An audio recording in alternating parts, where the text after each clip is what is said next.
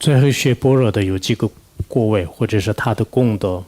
第一个功德呢，因为无所得的缘故呢，就是菩提萨埵般若波罗蜜多啊，就是他怎么讲，就是没有这个所得的缘故，就是菩提般若波罗蜜多呢，就是他可以得到，就是因为心没有挂碍的缘故呢，就他没有挂碍，就是所有的这些恐怖也是不存在的，远离一切颠倒梦想，得到究竟的涅槃。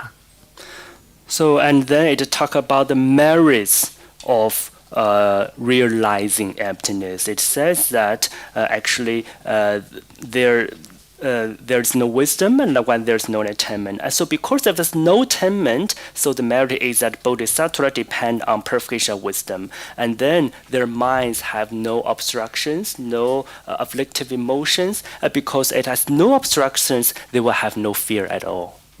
还有一个功德，三世诸佛，三世诸佛呢，也是依靠般若波罗蜜多而获得三藐三菩提德。And then all the Buddhas of the three times, they attain the unsurpassed perfect complete enlightenment. They also depend on this perfection of wisdom.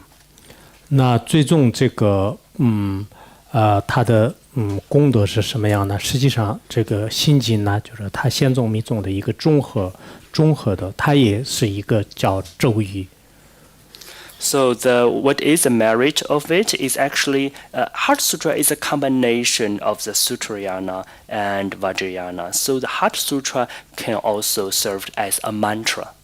因此，心经波罗蜜多具有咒语的这种作用，它叫大神神咒、大明咒和无上咒和无等等咒，就能遣除一切的苦厄，就真实不虚。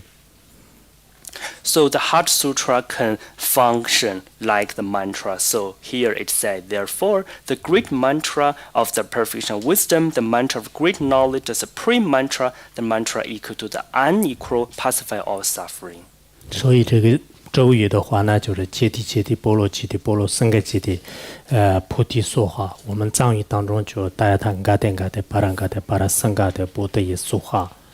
And so the mantra is that Gati Gati Paragati Parasangati Buddhi Soha. And in the Tibetan version, he already chanted.